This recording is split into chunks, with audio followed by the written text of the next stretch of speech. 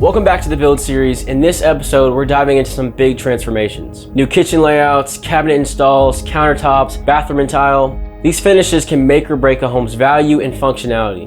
I'm Corey Fields and we're building 3 spec homes here in Northwest Atlanta.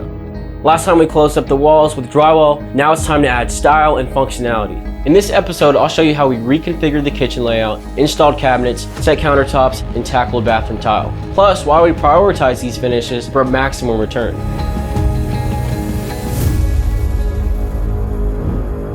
We went with a single wall kitchen layout to keep the space feeling open and modern. This isn't a big suburban U-shaped kitchen. It's an urban footprint and it has to feel light and functional. Right here, we've got the original kitchen with the fridge sitting over here facing the dining room. And then we got our island over here.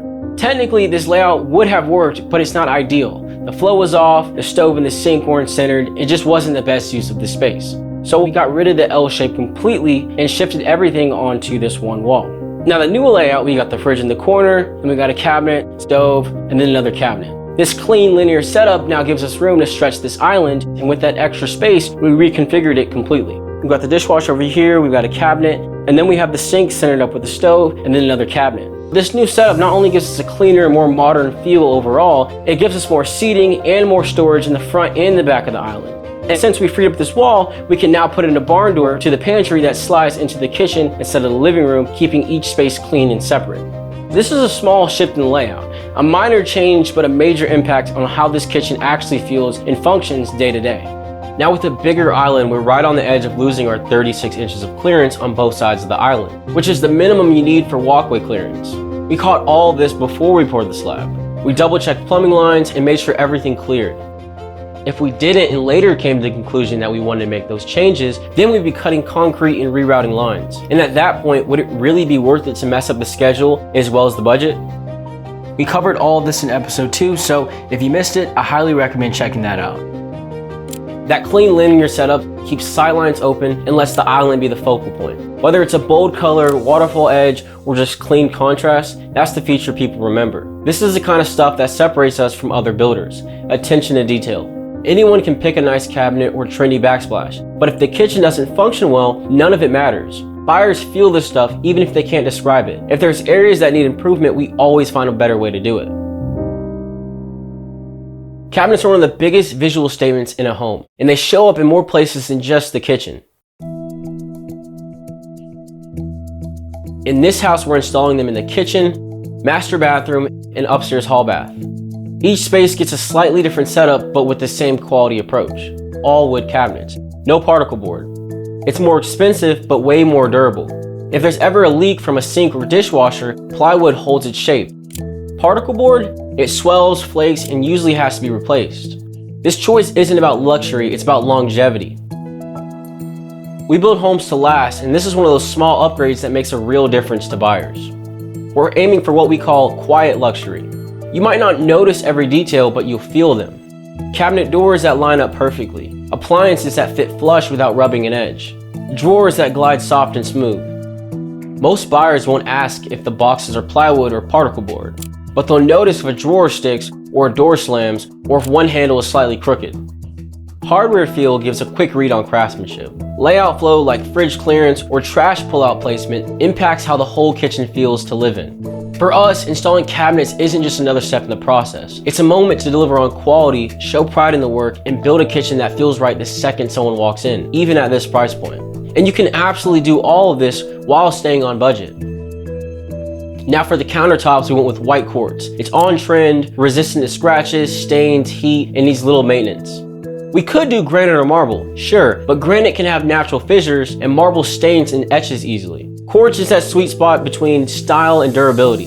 If you're in a more budget-conscious project, laminate or butcher block might work, but here, quartz ups the perceived value significantly, and we need that because of the location of these homes.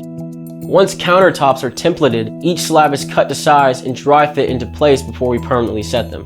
For the master bathroom and the upstairs hall bath, we use the same quartz for a cohesive feel throughout the home. Finally, we lay a protective film on top so ongoing trades like backsplash installers or plumbers don't accidentally scuff or stain it. That film stays on until the final punch out, giving us a pristine surface at closing. Every bathroom starts the same, subfloor prepped, Durock applied, and waterproofing. Then comes the tile layout, setting, grouting, and sealing. Simple in theory, but this is where craftsmanship really shows up. In the standing shower, we'll start with Durock on the walls, making tight cuts for plumbing fixtures. Then a pre-sloped mortar bed followed by the shower pan liner. Everything has to be solid, square, and ready for daily moisture before that tile goes on. For the tub surround, it's the same concept. Durock above the tub lip and edges cut clean and level. Transitions where the tile meets the drywall or tub deck have to be perfectly aligned and sealed tight. It's not just about keeping water out, it's making everything feel intentional and built to last. We went with porcelain tile throughout the house. Durable, low maintenance, and ideal for high use, high moisture spaces like bathrooms. To finish the edges, we used brushed nickel Schluter, a clean metal trim that protects the tile and keeps the modern look. You'll see it on niche borders, shower edges, and vertical corners, anywhere the tile stops and transitions out. It protects the tile from chipping and makes the whole install look polished. We kept the tile palette consistent between the master bath and the hall bath upstairs. Same tone, same finish, just different layouts. Subway tiles in the hall bath for a classic look and 12x24s in the master bath to stretch the space and give it a more elevated look. Tile is one of those places where buyers instantly sense quality or the lack of it. When lines are straight, spacing is even, and the details are dialed in, it adds weight to the whole build.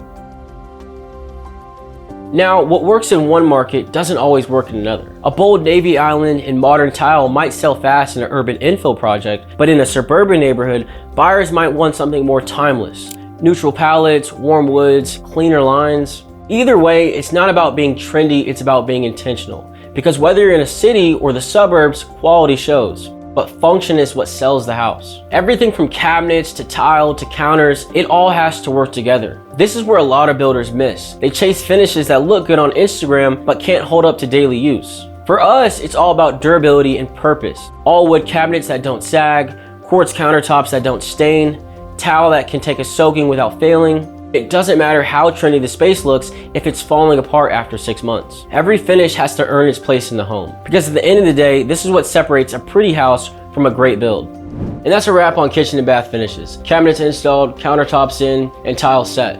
Next up, we're going outside to pour the driveways. Final grading, formwork, and a big concrete pour. This step locks in drainage, curb appeal, and that clean front end finish buyers notice first. If you've been learning from this series, drop a like, hit subscribe, and let me know in the comments what you do differently, or what's working for you on your projects. I'm Corey Fields, and thanks for watching episode 8 of the Build series. I'll see you guys in the next one.